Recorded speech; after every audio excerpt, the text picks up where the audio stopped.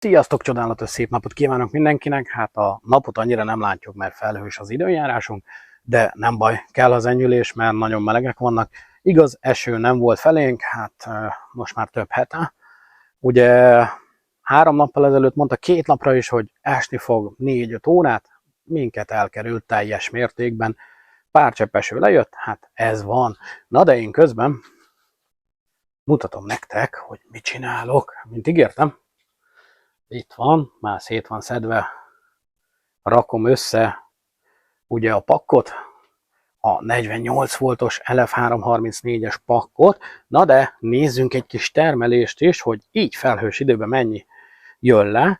Nem sok, de éppen elég, hogy működjön egy pár dolog. Kicsit most megszaladtunk, ugye, amit láthattátok, fölment 2 félig, 950 és 941 kW között, ugye itt most előbújik a napocska a felhő mögül, hát termelgetünk azért eléggé szépen. Ilyenkor, hát délután 2 óra elmúlt jelenleg, most már ez a string mondhatni lefele megy. Eddig volt 2.7 környéke, 2.5, termelésügyileg most már megyünk le. Na de nézzünk, hát ha lesz egy kis felhő, hogy a watt cycle mit termel le, 7 amper. Így, 6,3. Innen jövünk le 400-zal, és innen 3 amper töltődik. Nem, ez 30 fok. Gyerekek, félredéztem. Innen megint nem jön le semmi. Valami gáz van, vagy itt a töltésvezérlő haldoklik. Azt jelzi, hogy működik. Nem, majd mindjárt megnézem a paneleket. Nem jön be semmi, nulla. Na de, akkor nézzünk, így jön be, innen felhőbe, 3,6 amper, ami azt jelenti, hogy 100 watt, 800 watt peak panelről. Ugye innen jön le 900, hát összesen 1400 watt jön le teljesítményügyileg, és mutatom az időjárást. Na hát masszívan így nézünk ki. Most elkezd kisütni a nap, de az a felhő oda bejön, azért kíváncsi leszek, megnézzük. Na most a nap előtt van az a csúnya felhő, így nézünk ki, és 880 watt, szóval szórt fény, hát nem rossz.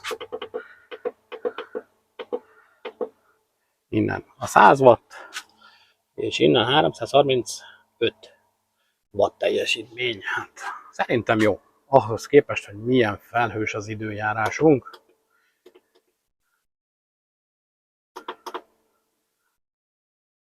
Na de nézzük akkor az aksit, hogy hogyan is építjük össze. Na hát ugye itt szét van szedve minden is, teljesen ki van belezve. Ha ráteszem a kerekeket, akkor elsősorban, amik itt vannak,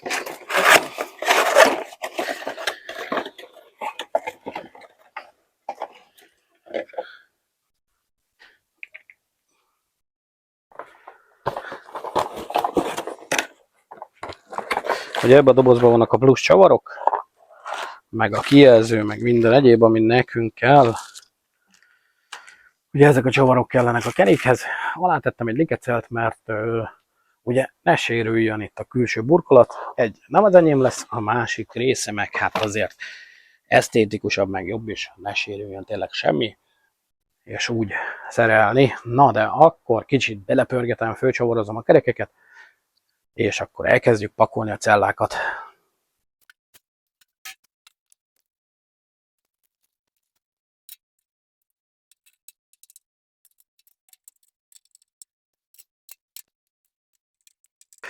Na de első lépéseknek akkor, hogyha megvan a láb, akkor ráragasszuk ezeket a epoxilapokat. Mindenféleképpen, hogy nehogy, hogyha megsérül a cellának a külső, mondhatni, csomagolása, zárlatba menjen a cella. Hátul egy kicsit hagyjatok el, hogy a hátsó epoxi lap is bemenjen mögé.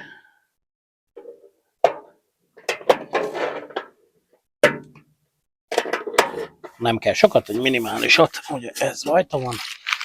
Akkor kell az oldalára, hátuljára végig ragasztanunk.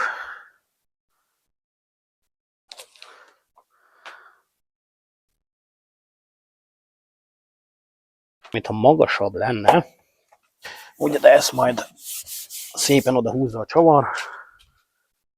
Ez a hátsó rész. Az oldalsót viszont nem tudom, hogy ragad oda, mert ugye, ha látjátok, ott nincsen ilyen sín, amihez végül is hozzá tud tapadni. Ez a ragasztó csík, mert itt szépen hozzáragad. De az oldalára meg nem is biztos vagyok benne, hogy hát de ebből kell tennünk. Ez van itt, és mintha ebből többet adtak volna, de hát így is úgy is fel kell használnunk. Igen, hát ezt csak beteszem ide. Gondolom ezek ilyen szabvány epoxi lapok.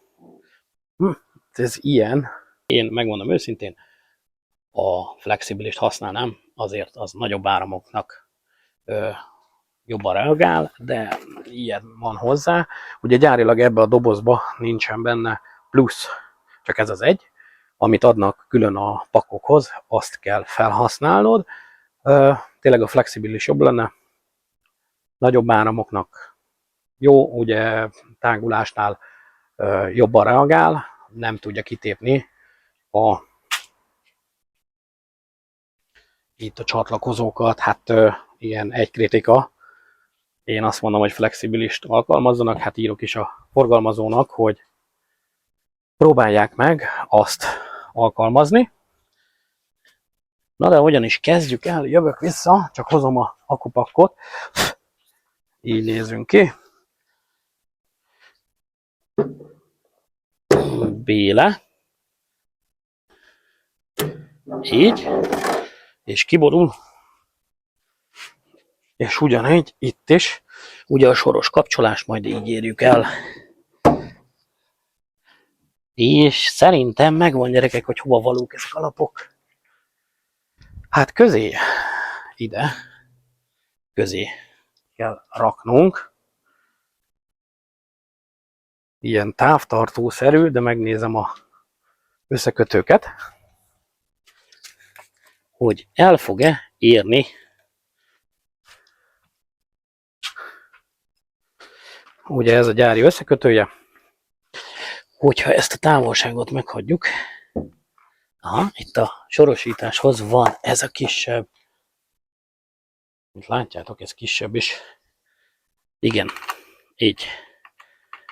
így sorosan ugye csatlakozik, innen elindulunk, és így fog csatlakozni. Na de kihozom az epoxi lapokat, meg minden mást is. Na hát az egyik cellára ezt a ragacsot ráragasszuk. Akkor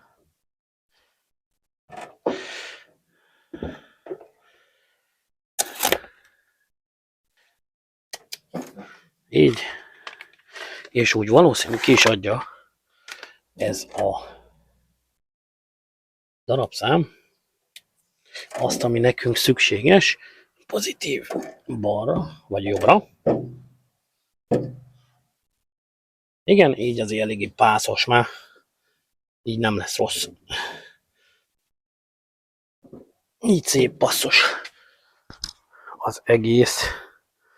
És akkor viszont nézzük meg itt a csatlakozás, hogy jó fogja adni. Igen, nagyon szuper. És akkor viszont én fölpörgetem, mert azért végignézni egy ilyet, hogy összepakolom, elég sok idő lesz.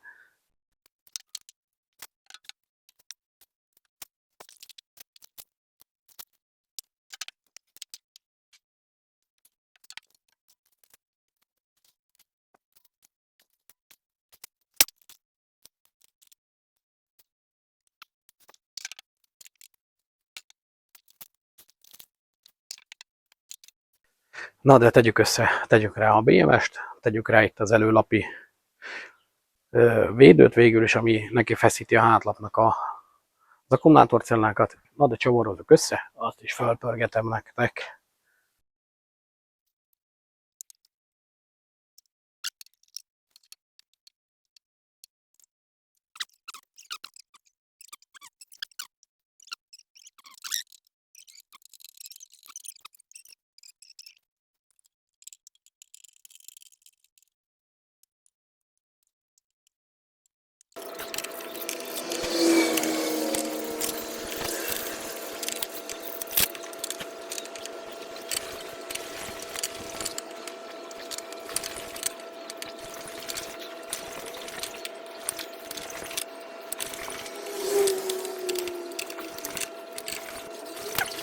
Na de egy kis érdekesség, ugye itt a szenzorok, a hőszenzorok már ilyen szemes saruk, és ebbe van beépítve itt ami érzékeli, hogy hány fokos a cella. Na most ebből van 2-2 oszloponként, mint látjátok, így néz ki. Na de akkor jön a jó része, építsük rá a fedlapot.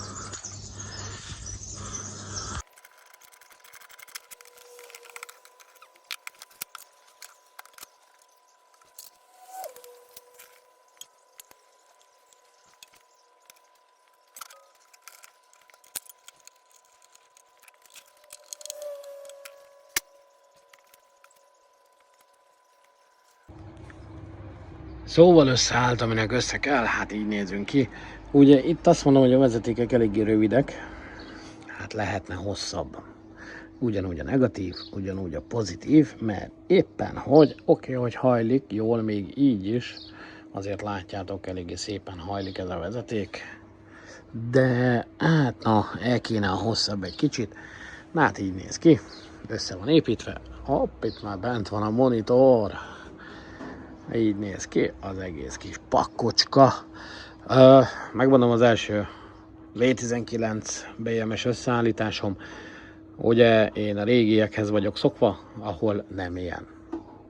Végül is buszbár van, hanem külön van neki a szálak, amiket én mérek ki, hogy mit, hova rakok. Na de rakjuk fel és indítsuk be. Mi lesz ebből? Csicsat, bum, vagy működni fog? Én már tudom. Na, fölrakom a elejét, és akkor megnézzük.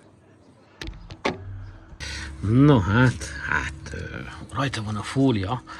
Én ezt most, hát ez nagyon tetszik. Lehúzzuk? Ne húzzuk?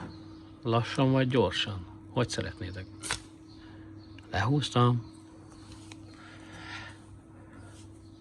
Na de, nézzük a bekapcsolást. Nem megy. Mi van? Na vicced. Egy kis vicc. Na, 52,04 volton vagyunk. Ott ír egy alarmot. Ugye egy pak. És hát 0,016 ezred volt cella differencia. Különbség van, ugye itt még be kell állítani a applikációban, szerintem igen, hogy mennyi a kapacitás, szerintem új jelszó kell neki, alarmban nem ír ki semmit. Hát először voltam bajba, de megoldódott. Ugye itt be lehet állítani a protokolltól kezdve mindent. Itt ugye több pakkot is tud kezelni ez a monitor. Így néz ki. Mindjárt állítunk rajta. Ugye kapacitás 200 Ah, hát nem 200 Ah, hanem 334. Ezt beállítjuk a BMS beállításba. Charging on, discharge on, és mérünk majd egy feszültséget. Na, ügyesek voltunk, ugye megjelenik itt az ív, a kettle, nézzük meg a kettle, mi jön le most róla. Majdnem tele vagyunk. Jó 2/3, egy erős 2/3 az aksi kapacitása. Na de, nézzük itt a BMS-t, ugye itt azt írja, hogy jelszót változtassunk, nem fogok, majd a tulaj fog, de belemegyünk a settingsbe, verify, igen, a 6 csillag, 1, 2, 3, 4, 5, 6, ők a JK BMS-eknek a végül is a jelszava az alap, 334.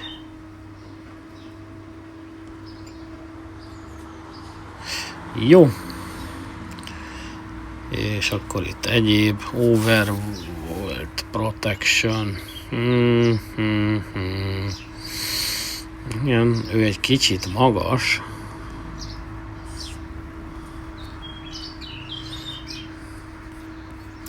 Na de, hát majd belemegyünk a beállításokba, beállígatom majd pontosan, hogy mi kell a legvégén a videónak, hogy mit, mire állítsatok be. Na de, ugye itt a LiFePO. Oké, hát most megint beállítjuk a kapacitást azért, hogy mit ír ki a kijelzőnk. És a kijelzőn is egyből változik. Hoppá! Hát teljes valójában így néz ki. Nem rossz ez a kijelző. Ugye lábakon van, bírod húzgálni. Az így jó nehéz, 120 kg. Tömör gyönyör 120 kg-ban. Hát elfogadnék egy ilyet, az biztos. Csak nem ilyen V19-es BMS-sel. De most már így könnyű lesz összerakni. Na de nézzünk kapocs feszültséget. Na szóval valami nem jó. Gyerekek, nincs feszültségünk. Ja.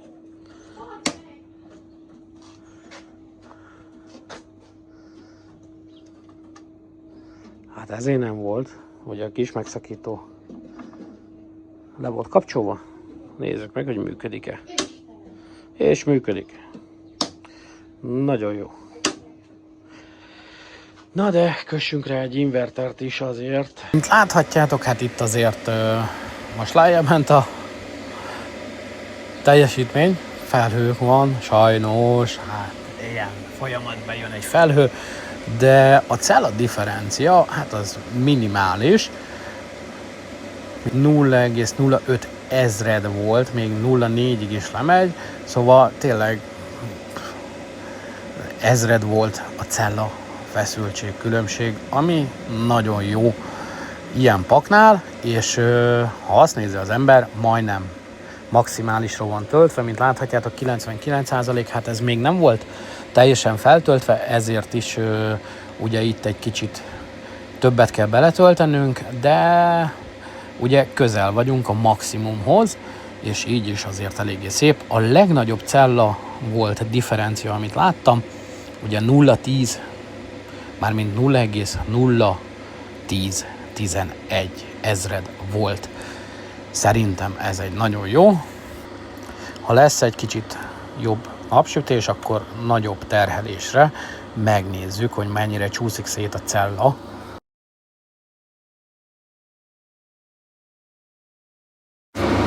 Na most süt ki a nap, fölmentünk 1007-ig, ugye, de még mindig felhő van, és mint láthatjátok 0,010 ezred volt, hát 0,01 század voltig ment szét. Nézzük meg akkor az invertert, hogy mit tud, majd őt napelemmel is megnézzük, plusz ugye megnézzük, hogy mennyire szakadnak be a cellák nagy terhelésre. Egyelőre ugye hurkabél itt a vezeték, szóval hát nem sokáig fogom terhelni, mert ez ilyen kis pakhoz van való. Na, akkor ugye egy hősugárzó, egy kenyérsütő és a boilert rákapcsoljuk, gyerekek, hát megnézzük, hogy mi az a terhelés, amit elbír napelem nélkül ez az inverter, és az akkumulátor mennyire szakad be. Egyből 2-es fokozatra állítom. Mindjárt elkezd bemelegedni. Az idő, hát ez 1,9, ilyen 2 kW környéke lesz. Igen, visszaesik, ahogy bemelegszik, 2 kW-ra. Láthatjátok, akkumulátorból 2 kW-nál a cella differencia, ez minimális ugyanúgy. De hát az akkupakkunk nem annyira szakad be. Szerintem egész jó. Adjunk még neki egy kicsit. Hát egy kenyérsütő. Hagy szóljon 2,5 kW. 3,2 kW. Hát itt már azért egy kicsit elmászik, de hát így is 0,0224 ezred a legtöbb. Akkor adjunk neki még a boilert. De szurkabéllel van minden. 5 kW-nál járunk, de meleg van. Itt fűt minden. És mint láthatjátok, 0,14 és 0,21,34, ennél több nem hiszem, hogy nagyon lesz. Kéne valamit még rátenni. Na mindjárt nézek még valamit.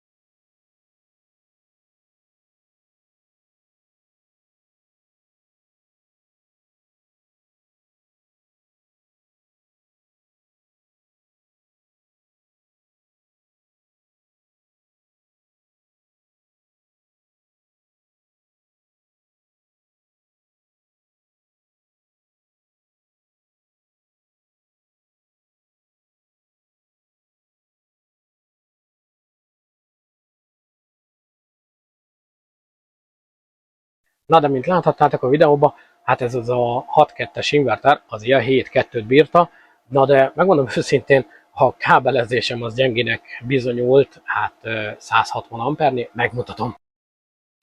Azért kell mindig a megfelelő kábel. Én csak a teszt erejéig raktam, hát ugye nem bírta, mert nagyon nagy amperek szaladgáltak, nézd meg.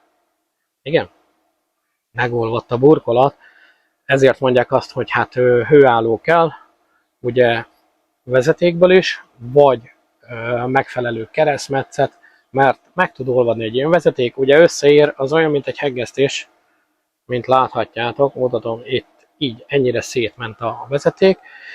A Hakedi Battery oldalát ajánlom, nagyon jó celláik vannak, én eddig nem csalódtam benne, van, aki fikázza, szerintem nagyon jó, mert garancia van, azért lehet velük egyeztetni eléggé szépen. Nincs az, hogy nem válaszolnak hónapokat, mint például én írtam az Elhosszonnak, válaszra se méltattak, sajnos. Na de, köszönöm, hogy megnézted a videót. Ugye, itt van a 6.2-es Elhosson, érkezik még egy akkumulátor. Ugye most jelenleg tesztelés alatt van egy ilyen inverter és az ECG Solax, ugye, amivel már régen csúsztam. Szóval a következő hetekben érkeznek videók, egész jó inverterek, és plusz valószínű jön lítium akkumulátor, magyar garanciás, 24 voltos 100 amperórás, plusz hát 10 kW környéki 48 voltos inverter, amit szintén meg fogok nézni.